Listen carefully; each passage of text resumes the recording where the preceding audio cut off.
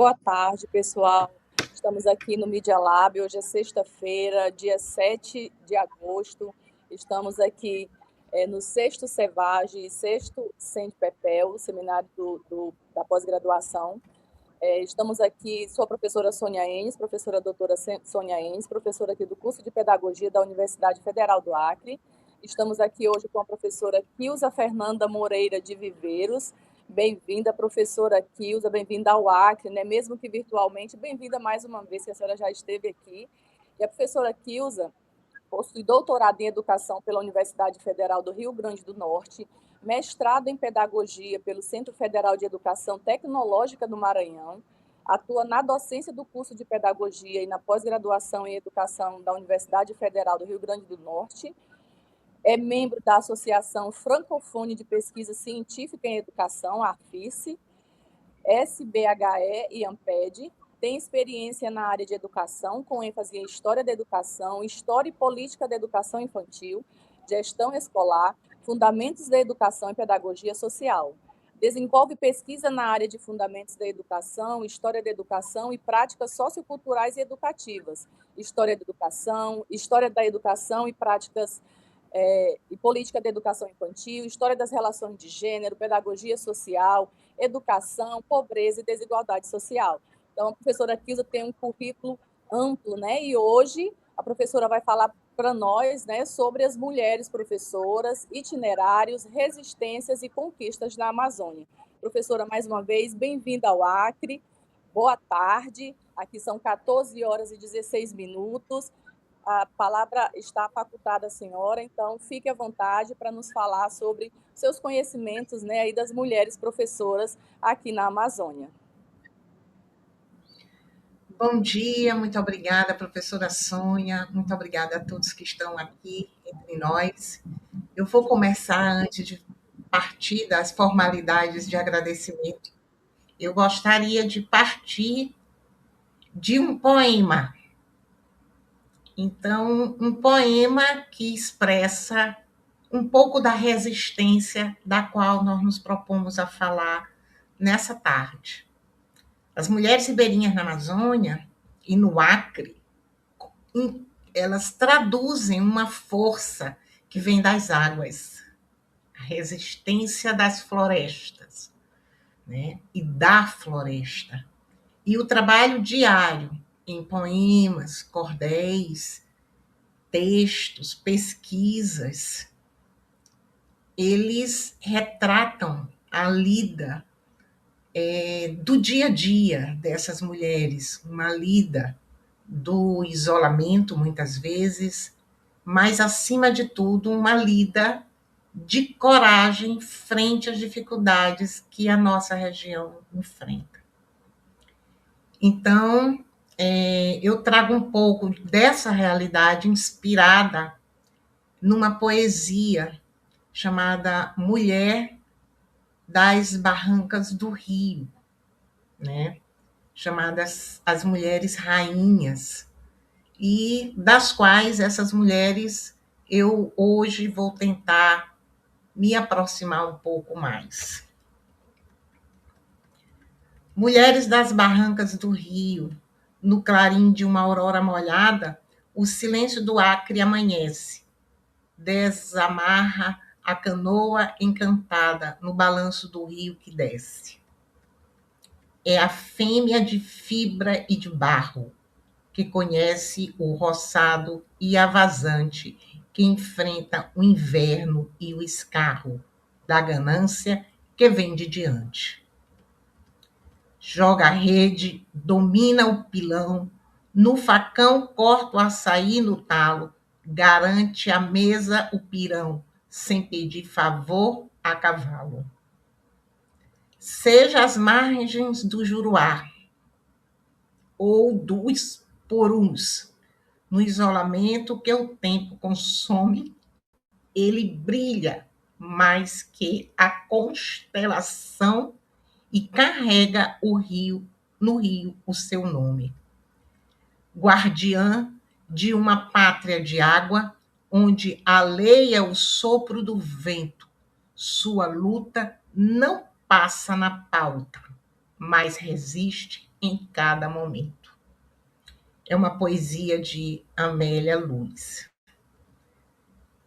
Então, para falar das mulheres professoras, itinerários, resistências e conquistas nas Amazônias, a gente sensibiliza o nosso querido público, né, da educação com esse poema. E agora a gente cumpre as normalidades de dar boa tarde para todos que estão aqui no 6º Congresso da Educação do Vale do Juruá, Cevage, e 5º Sempipel, que eu acredito que seja um seminário da pesquisa na pós-graduação. Então, eu gostaria de iniciar, né, agradecendo ao carinhoso convite feito pela professora doutora Alessi Lima para mais um dos desafios que a vida nos proporciona fazê-lo em parceria, ressaltando o quanto é prazeroso poder contribuir com mais uma edição deste evento de relevância para a região norte e toda a região amazônica, quiçá dizer de relevância para todo o Brasil. Assim, nessa tarde estaremos trazendo principalmente algumas reflexões sobre a importância de mulheres professoras da região amazônica, numa perspectiva decolonial de seus itinerários, resistências e protagonismos, que são suas conquistas. Nesse caminho, nosso objetivo maior hoje é chamar atenção para o debate da importância do papel da mulher e mulher professora frente às lutas em defesa da ancestralidade, da história e do bioma amazônico, por meio de práticas sociopolíticas e educativas. Para tanto, a nossa incursão se inscreve a partir da breve compreensão da categoria gênero, por ser uma das nossas áreas de estudo, para que entendamos, né, que aqui, hoje, estaremos falando do feminino. Assim, é sempre válido frisar que gênero é um vocábulo polissêmico, portanto, pode significar espécie, tipo, e em biologia, gênero é um conjunto de seres ou coisas que têm como característica a semelhança entre si ou a mesma origem. Também é categoria de animais ou vegetais que se situa abaixo da família e acima da espécie. Na gramática, serve para classificar nomes e pronomes de uma língua, distinguindo-os, por exemplo, feminino, masculino e neutro. Na literatura, é a elaboração distintiva da composição literária, como acabamos de ver. Em antropologia, é a forma que a diferença sexual assume nas diversas sociedades e culturas e que determina os papéis e os status atribuídos a homens e mulheres e a identidade sexual das pessoas. Logo, quando se fala de gênero, não estamos necessariamente falando de mulher, apesar de hoje nossa fala se direcionar às mulheres. Em nossa narrativa, gênero é uma categoria cujo entendimento de Joan Wallace Scott diz ser um elemento construtivo das relações sociais baseada nas diferenças entre o sexo. Já para Safiotti, gênero também diz respeito a uma categoria histórica cuja investigação tem demandado grande investimento intelectual. Cada pesquisador enfatiza determinado aspecto do gênero, havendo um campo, ainda que limitado, de consenso.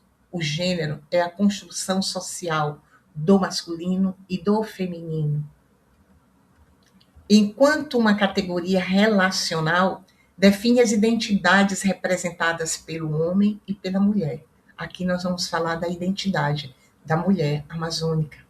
Ou seja, na construção da identidade de gênero estão presentes as relações entre o espaço do público e do privado, além das representações daquilo que é apropriado ao homem e à mulher, ao feminino e ao masculino.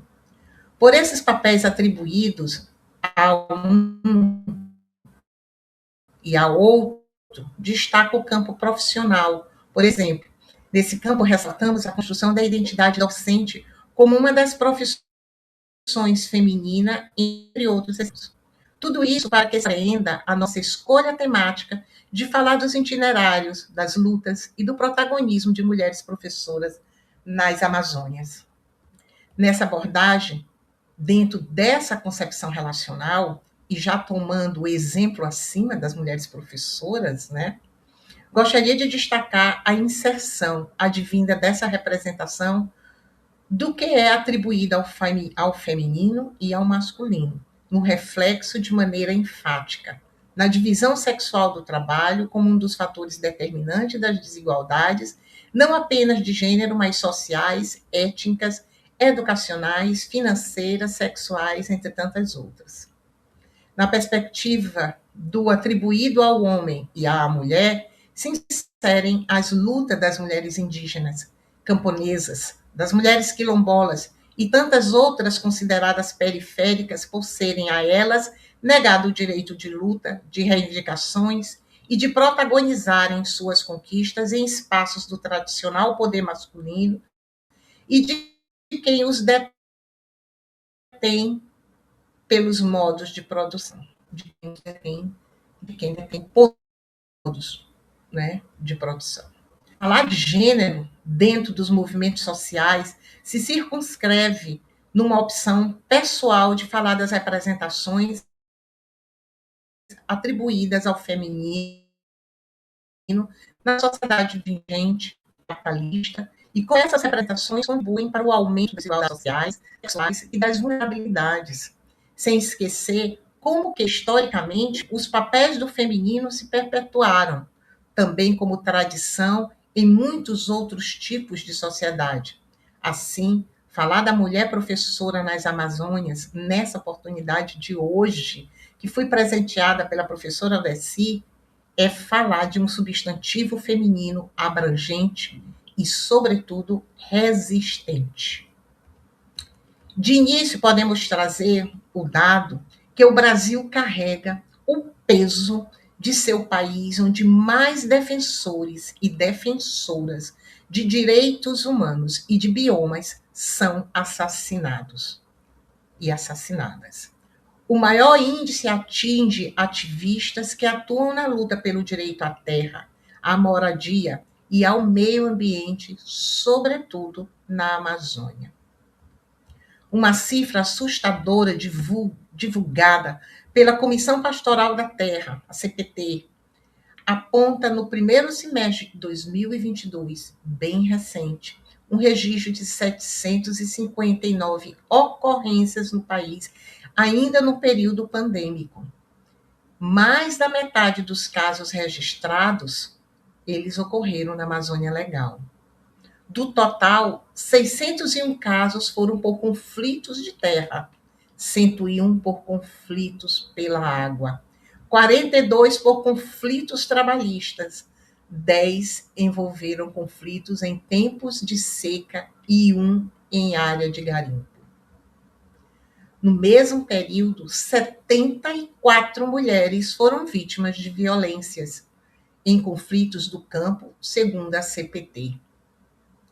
Os principais tipos de violências contra as mulheres foram a ameaça de morte, com 21,62% do total, seguida de intimidação, com 18,92%, e tentativa de assassinato, com 10,81%. Esses dados da Comissão Pastoral da Terra apontam o berço desses conflitos violentos, a Amazônia, que volta e meia é palco de assassinatos e ameaças a defensores e defensoras de direitos humanos. A defesa da Amazônia e de seus povos tem sido historicamente protagonizada por mulheres que, apesar das adversidades, encontram maneiras de resistir, proteger seus territórios e preservar os modos de vida sustentáveis.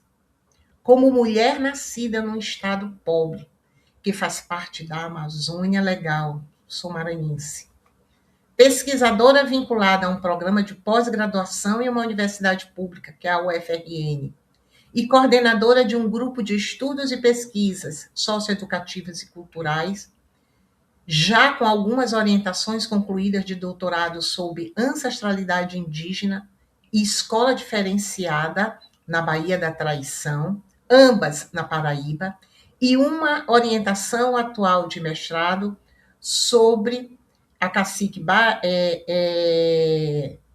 sobre a cacique Ana Baiacu, que fala da ancestralidade socioeducativa em Apodi, no Rio Grande do Norte.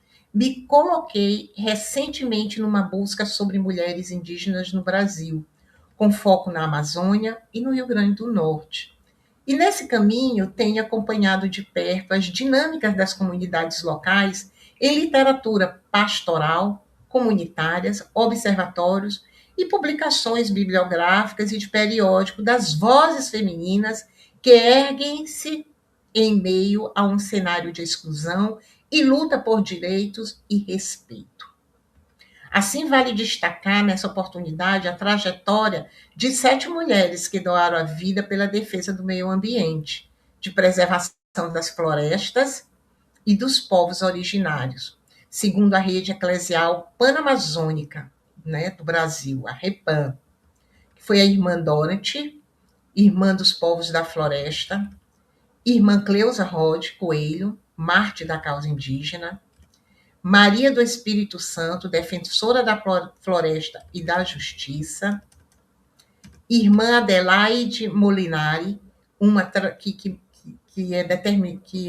é caracterizada como aquela que teve uma trajetória em defesa dos mais pobres na Amazônia, Dilma Ferreira da Silva, defensora da terra, da moradia e do meio ambiente,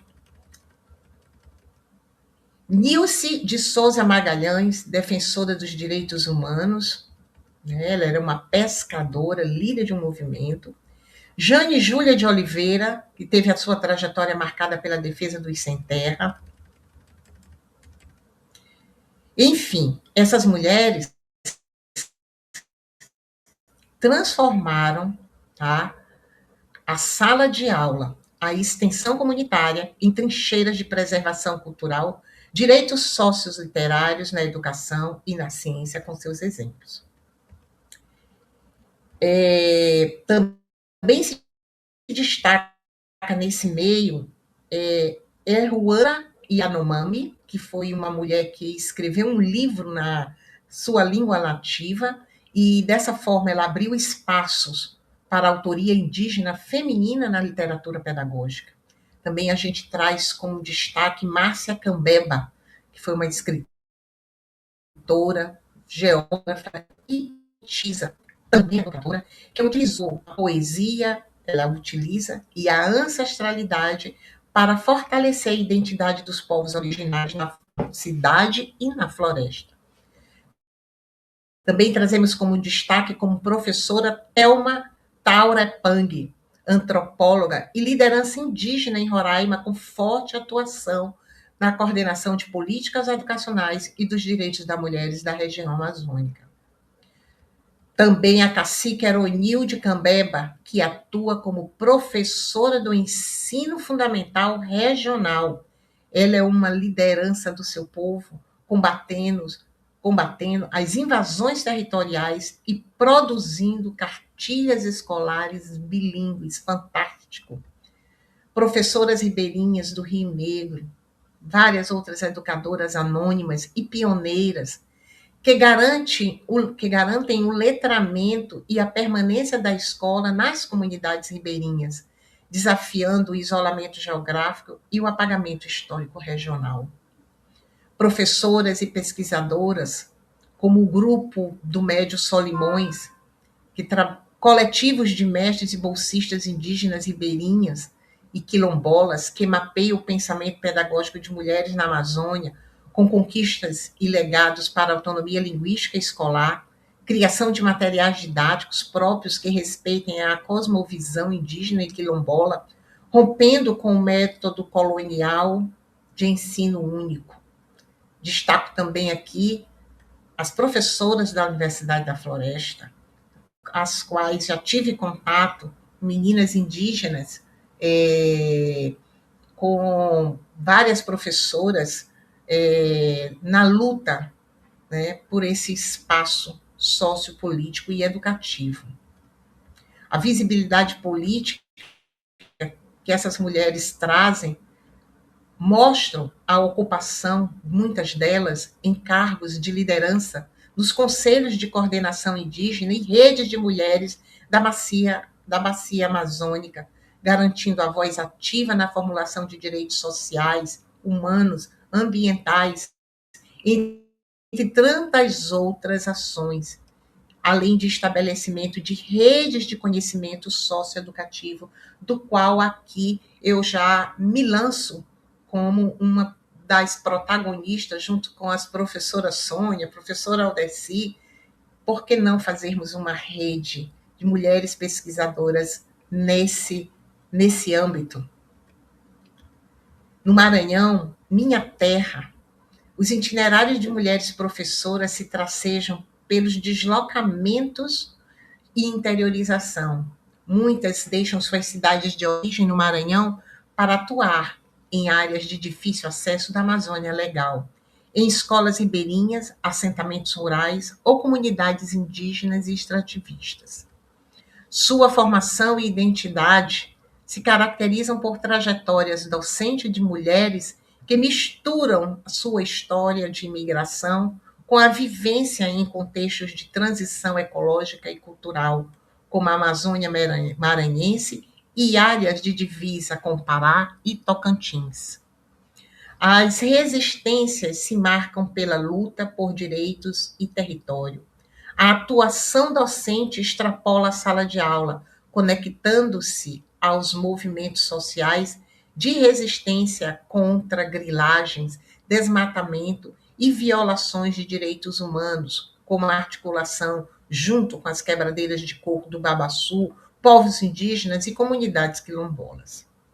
Pelo enfrentamento das desigualdades, essas mulheres resistem cotidianamente à dupla jornada de trabalho, à falta de infraestrutura nas escolas do campo, mesmo já se tendo verbas destinadas à escola diferenciada, e ao apagamento histórico de suas vozes nos espaços de poder acadêmico e institucional. As conquistas dessas mulheres ocorrem pelo protagonismo comunitário, onde as mulheres tornam-se referências de liderança política e cultural nas comunidades onde atuam, fundamentando suas práticas pedagógicas em perspectivas decoloniais e antirracistas.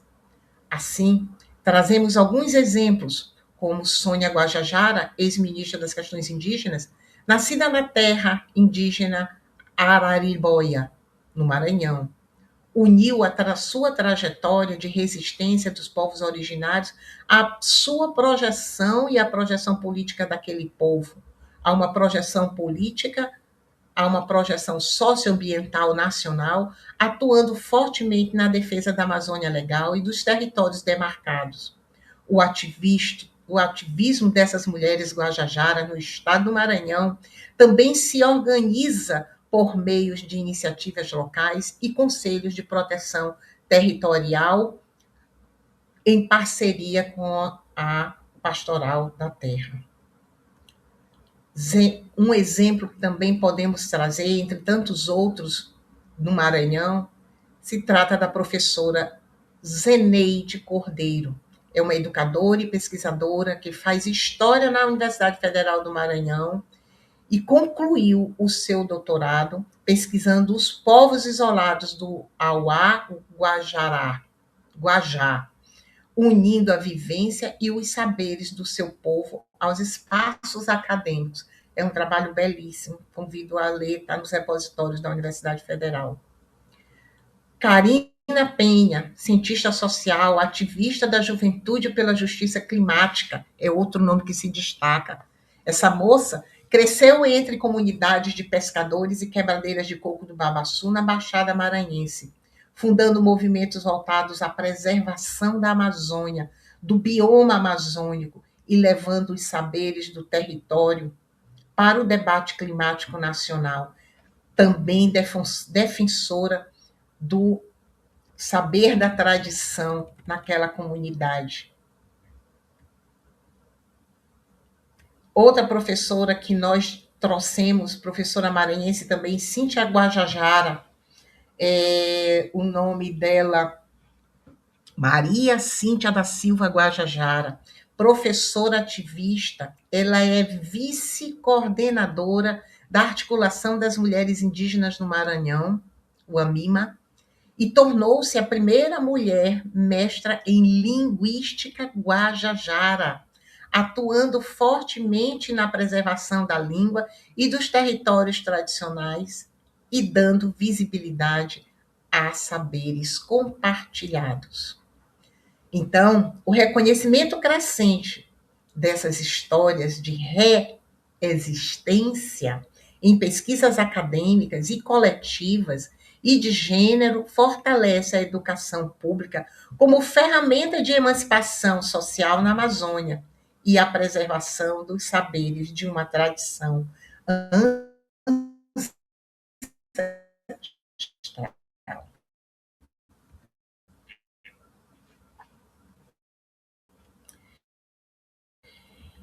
Já me encaminhando, a realidade amazônica ela é demarcada por indígenas, ribeirinhos, pescadores e populações urbanas.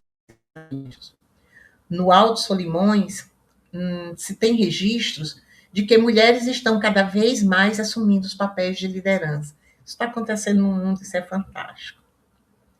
Articulando essas mulheres assumindo esses papéis de liderança, articulam-se para garantir direitos, protagonizar mudanças em suas comunidades e preservar o bioma. Ainda assim, os desafios são imensos. A participação feminina nos espaços de decisão tem sido historicamente reduzida. Isso se dá pelo reflexo de uma sociedade patriarcal que marginaliza suas vozes. No entanto, vejo, mesmo assim, uma evolução nesse cenário. Mulheres que antes apenas acompanhavam as reuniões sem possibilidade de fala, de voz, hoje conseguem se expressar e reivindicar seus direitos em casa e na comunidade que vivem. O acesso a movimentos coletivos femininos fortalece cada vez mais a luta do feminismo, da mulher amazônica, promovendo a troca de experiências e criando redes de apoio essenciais para o empoderamento dessas lideranças. Um dos maiores desafios para as mulheres amazônicas é a regionalidade e a falta de visibilidade.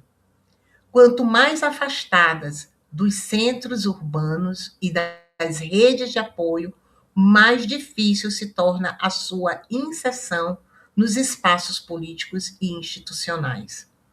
Isso não significa que não existem lideranças femininas atuantes, mas sim que muitas dessas mulheres enfrentam barreiras para que suas vozes sejam ouvidas.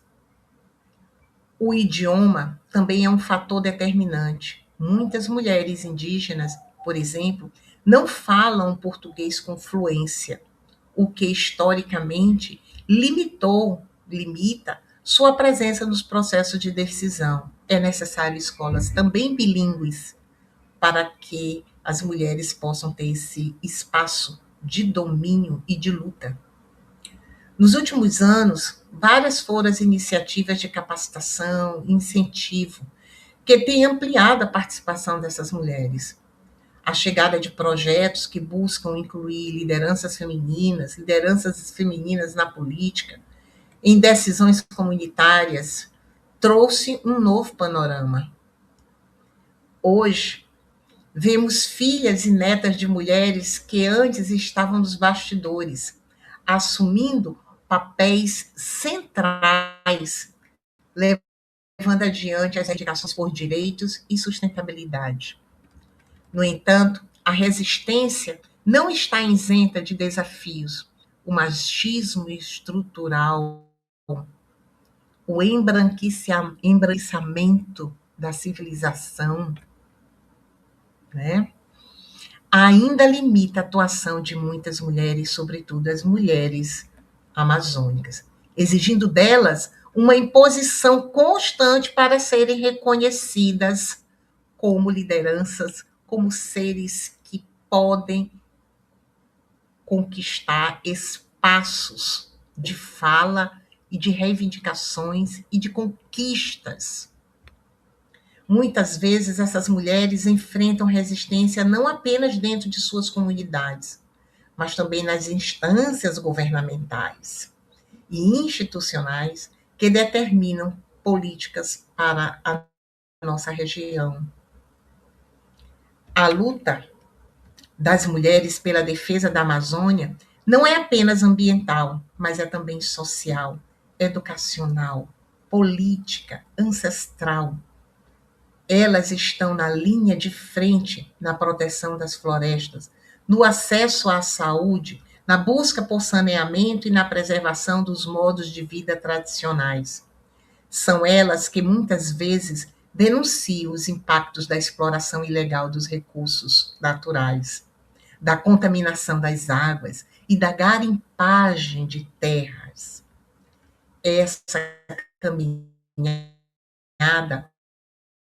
ainda tem muito a avançar, e ela avança, né, com uma educação diferenciada, com uma educação que possa ter materiais didáticos que já estão sendo elaborados por muitas mulheres específicos para essa formação, para essa luta.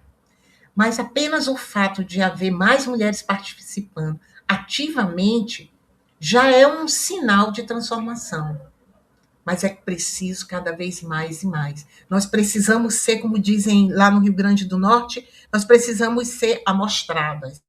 A gente tem que tentar se mostrar, gritar, para poder estar nos lugares certos, nas defesas dos nossos interesses, né, sobretudo amazônicos.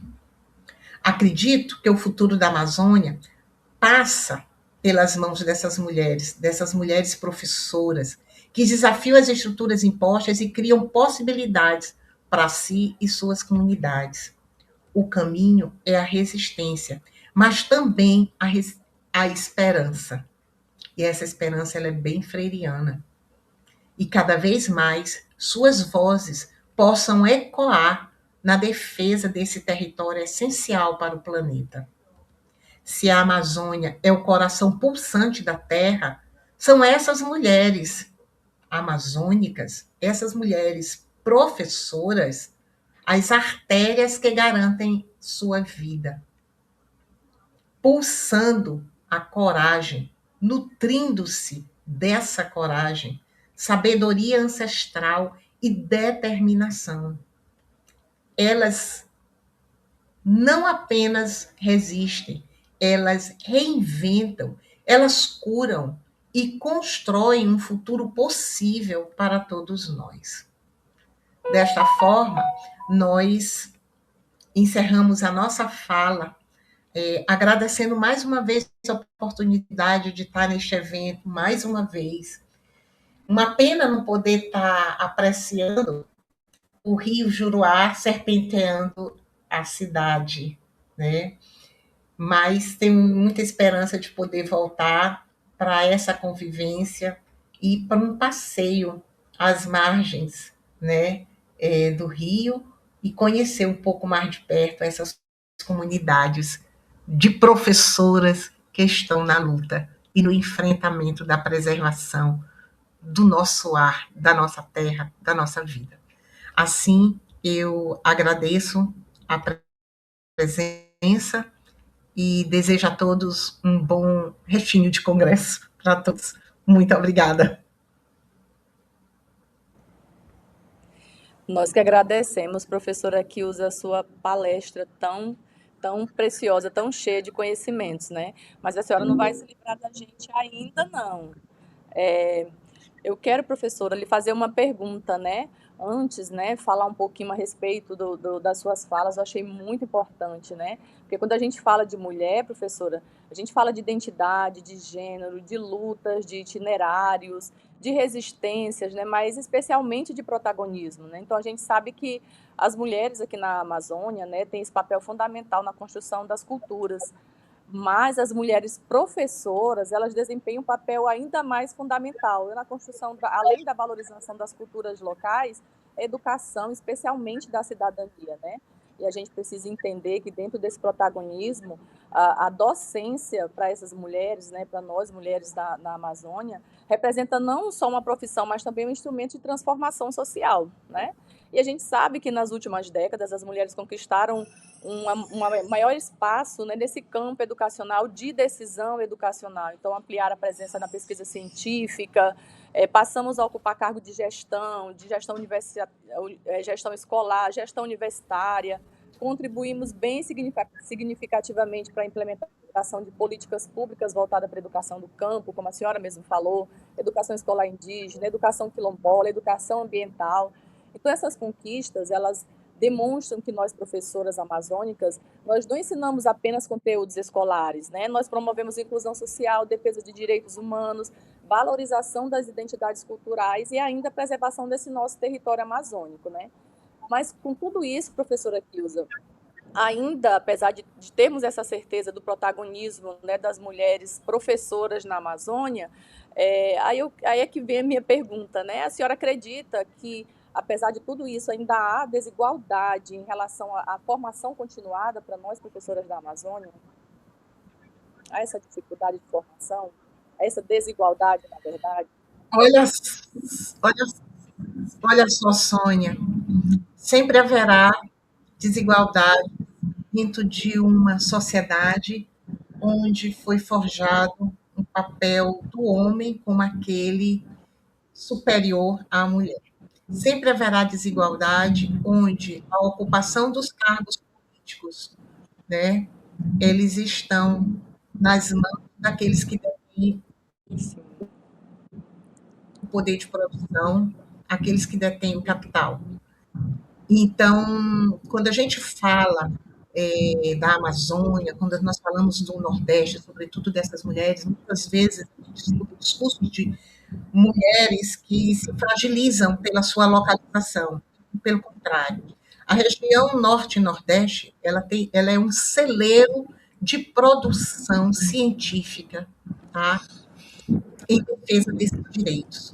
E nós temos tido cada vez mais a presença das mulheres nessa produção e nesse protagonismo sociopolítico dentro das instâncias das nossas sociedades, dos nossos estados, das nossas regiões. A educação continuada no Brasil, ela ainda precisa, ao meu ver, aprender muito. Já coordenei trabalhos de educação continuada por 4 ou 5 anos e trabalho especificamente com pobreza, crianças pobres, mulheres pobres. E nessa perspectiva, o que se vê? A demanda que a educação continuada, aquela que é paga, aquela que é ofertada com um retorno financeiro, tá? Ela cada vez tem se alastrado, mas aquela que é dada pelos próprios órgãos, né, governamentais, pelas próprias instâncias que têm a educação continuada como responsabilidade, ela não alcança a todos porque a demanda cada vez é maior. Temos que pensar, eu não diria estratégias, porque estratégias é de quem tem o poder. Nós temos que pensar em práticas de alcance social, de políticas de educação continuada, principalmente para a nossa Amazônia legal. Hoje nós contamos com esse recurso que nós estamos usando hoje, a internet, os estúdios, os distanciamentos, eles não mais existem do ponto de vista virtual. Então, essa formação, ela pode chegar, basta se ter vontade política, vontade de comprometimento com essas regiões. Nós, mulheres, temos que ser as primeiras a lutarem, a gritarem por isso. Eu sempre digo com minhas alunas, minhas orientandas, que a gente tem que falar alto, sim. Se a gente puder, a gente tem que gritar para a gente ser percebida e ser atendida. Não é só ser percebida, é ser atendida. Vale todo tipo de argumento, vale todo tipo de recurso, desde que eles sejam lícitos para que se consiga o nosso intuito. A educação na Amazônia, a educação do estado do Maranhão, na Amazônia Legal, e que não é diferente no Acre, não é diferente em Belém do Pará, que eu conheço algumas regiões ribeirinhas lá por uma experiência pessoal.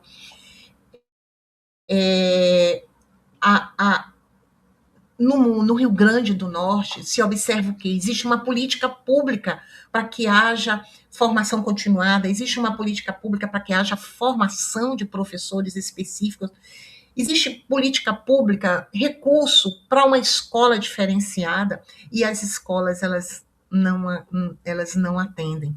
Eu tive uma orientanda que vale a pena citar, professora Aurília, é professora da Universidade Federal da Paraíba, ela trabalha no campus de Mamanguape, pesquisou uma escola diferenciada numa região em que essa escola ela é considerada totalmente indígena, alunos e professoras, mas quando se adentra esse espaço, o que se encontra são desenhos de dinossauros, né? E cadê o Curupira? Não que as crianças não tenham o direito a esse imaginário, a gente pode deixar elas terem esse imaginário, mas é necessário que haja também, tá? Lado a lado com o dinossauro, né? Por que não o Curupira, a mula sem cabeça, todos os personagens das florestas, por que, que não há a história do local pintada na parede da escola? Como é que está o material didático? Obedecer 30%, 20% do conhecimento, da tradição, é muito pouco para quem quer preservar, para quem não quer sair da história. É muito mais fácil a gente trabalhar pelo esquecimento do que a gente trabalhar pela preservação da nossa cultura, da nossa identidade. O territorialismo ele é essencial, apesar da gente saber que se sofre com as multiculturas de todo lado, de outros países, mas é necessário que se saiba conviver com as multiculturas, né?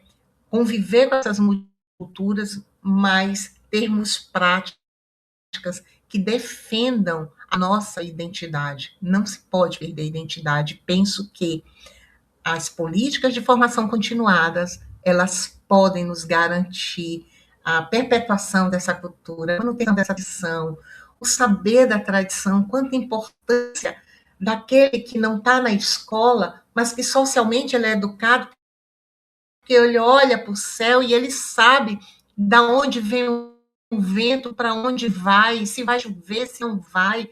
Isso é essencial, é um empirismo que nos leva ao conhecimento científico. Isso não sou eu quem diz, né? Então, é a própria filosofia. Então, eu penso dessa forma, Sônia, né? Eu penso dessa forma. A gente teria muita coisa para citar, muitas experiências. Agora mesmo, quando eu orientei uma aluna que trabalha sobre a ancestralidade do povo dela, ela traz toda a história de mulheres da família dela em lutas, sabe? Mas ela encontrou resistência dentro da própria universidade para quem a orientasse. Ela mudou de linha, porque as pessoas não compreendiam o que ela queria. Então, as questões de identidade e de você se abrir a esse conhecimento, não ter medo de trazer a riqueza que nós temos na história do nosso país, sabe? Então, as pessoas têm medo porque elas desconhecem e não querem se colocar a aprender junto.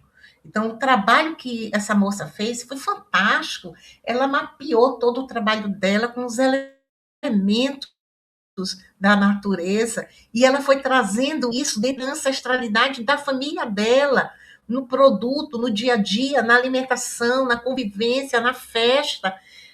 A defesa foi a coisa mais linda. A gente tinha para mais de 30 pessoas do local, a luta pela terra dessas pessoas que hoje não têm terra. Então, essas coisas elas precisam ser deixadas a serem trabalhadas dentro das instituições, dentro das universidades. Se nós não abrirmos esse espaço, nós vamos ser um povo sem história daqui a algum tempo. Um povo sem raiz, sem identidade, sem territorialidade.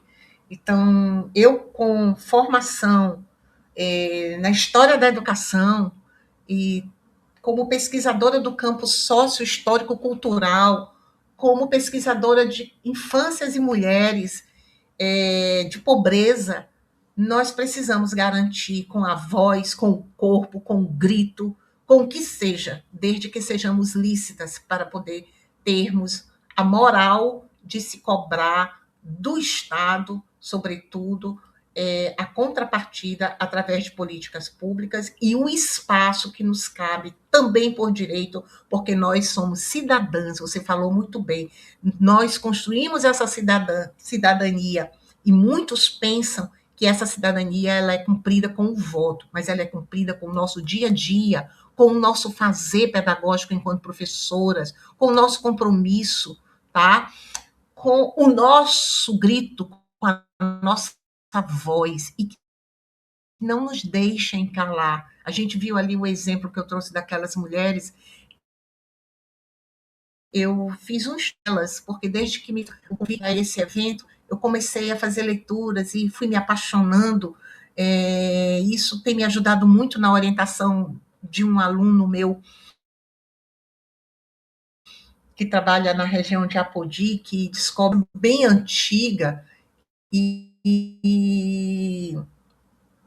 nessa orientação, as leituras que eu vim desenvolvendo para poder hoje estar aqui conversando com todo esse público, contigo, com a Aldeci, ela tem me ajudado imensamente a pensar criticamente essa realidade. Então, eu só tenho a agradecer mais uma vez essa oportunidade e no próximo Cevagem eu quero estar aí do lado de Aldeci, com verba, sem verba, a gente dá jeito, porque se a gente não der jeito, ninguém vai dar. E nós, mulheres, sabemos como isso se faz, porque nós não temos estratégias, nós temos táticas, que são o nosso jeitinho feminino, né? Nós não estamos no lugar de poder, nós podemos estar. Aí, quando tivermos no lugar de poder, como dissertou, nós podemos ter as estratégias, mas enquanto a gente não está no lugar de poder, a gente vai nas táticas, e na tática a gente consegue ganhar as lutas.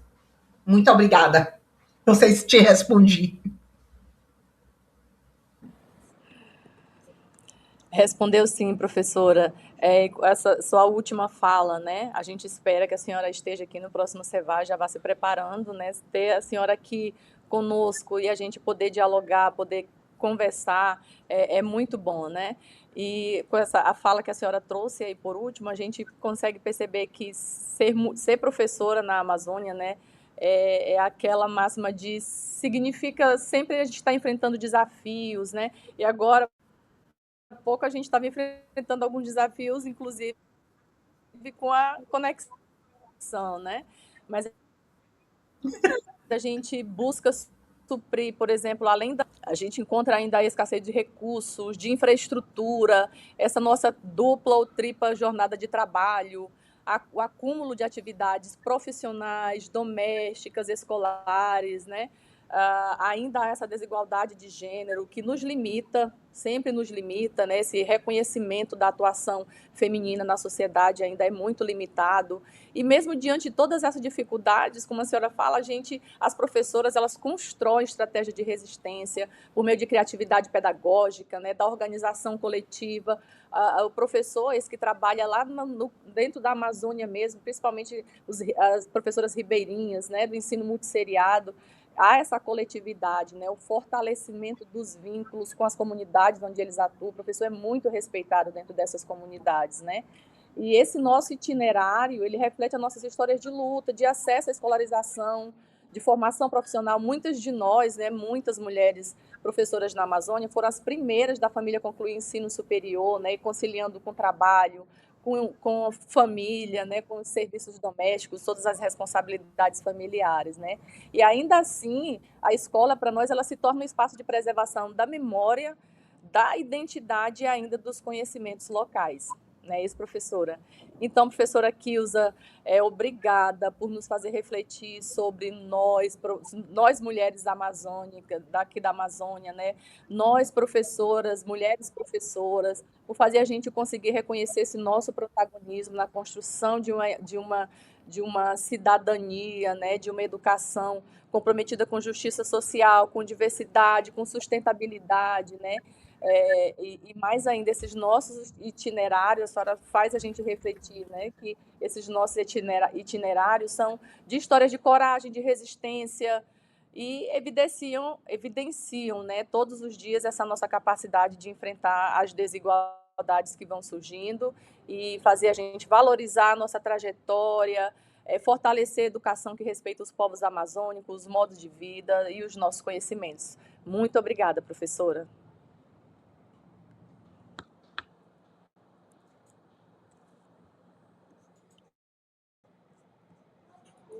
O microfone dela? Seu microfone, professora.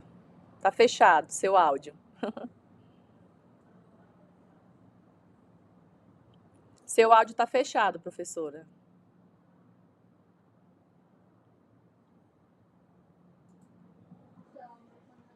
Tá fechado ainda o seu microfone.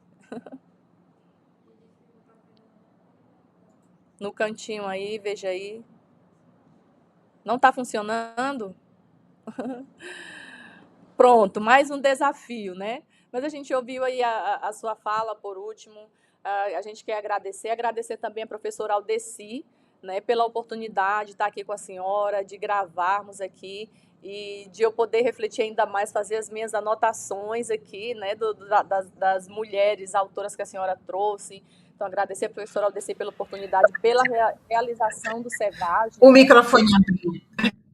Abriu. Pronto, professora. Então, grata. A senhora quer falar mais alguma coisa, por favor? Eu gostaria só de parafrasear, agradecer mais uma vez, Sônia, estar aqui com você, poder atender a uma colega de doutorado, uma querida, que é a professora Aldeci. E eu gostaria de encerrar parafraseando o mesmo poema que nós iniciamos, né? Quando fala que, mesmo que seja às margens do Juruá ou do Purus, do rio Tocantins, e de tantos outros rios, né? O isolamento do tempo que consome, né? Nós temos que formar essa constelação. Nós temos que nos fazer valer, nós temos que acender a chama da resistência, a chama do nosso protagonismo, sobretudo como mulheres professoras, porque somos nós que temos essa responsabilidade de levar o conhecimento que vai se perpetuando, né, com suas mudanças, com suas adequações, mas que não se perca a memória.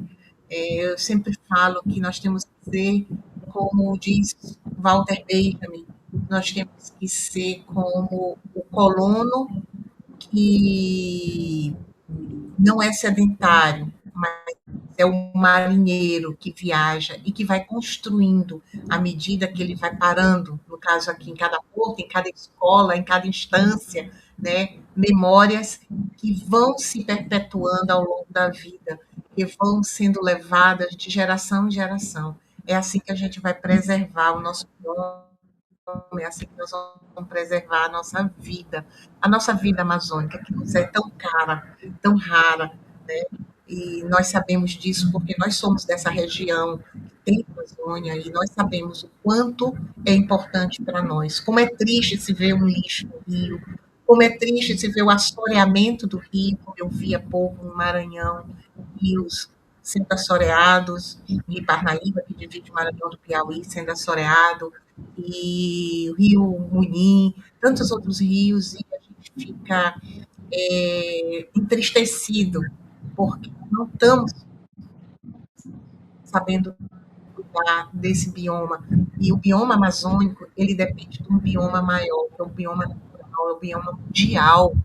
Então, temos que cuidar, né, das nossas cidades, do nosso lixo, porque nós estaremos cuidando da nossa Amazônia, que é esse grande pulmão, né, esse celeiro de vida que nós professoras temos por obrigação, por compromisso, por juramento, nós temos que levar adiante essa vida, preservá-la e perpetuá-la. Então, eu agradeço imensamente essa tarde, a companhia, a possibilidade do atendimento das nossas necessidades à distância, a delicadeza de toda a equipe que está nos bastidores. Desejo a todos muito sucesso, como já disse, né? E um beijo no coração de todos vocês. Um beijo amazônico. Muito obrigada, Sônia. Obrigada, professora Kilda. Também quero agradecer a professora Aldeci pela oportunidade, né, de oxigenar o cérebro aqui, tanto meu quanto dos participantes aqui do Cevage. Agradecer a Aldeci, que é a idealizadora, né, do Cevage. O primeiro Cevage foi em 2012. A gente está fazendo uma retrospectiva aqui de todas as edições de Cevage. Esse é o sexto Cevage e o sexto seminário de pós-graduação, né, do mestrado que nós temos aqui em Cruzeiro do Sul, né? A professora Aldeci, inclusive, faz parte do quadro de professores. Agradecer aqui a equipe do Media Lab, né? O professor Mauro Shoa, que é o coordenador aqui do Media Lab, e pôde trazer toda essa oportunidade aqui para a gente poder fazer essa palestra, né? Agradecer também as meninas que trabalham aqui na monitoria, a Emanuele, que é a nossa aluna do curso de pedagogia, e a Ana, que é aluna do curso de espanhol, elas que ficam aqui pelos bastidores aqui do Media Lab para poder fazer a gente transmitir, fazer com que a gente consiga transmitir essa palestra para todos aqui participantes do Cevage. Professora grata, e espero que a senhora venha no próximo evento. A senhora é sempre bem-vinda e gratidão. Gratidão eu. Muito obrigada, gente. Tchau, tchau a todos e bom final de evento. Boa tarde.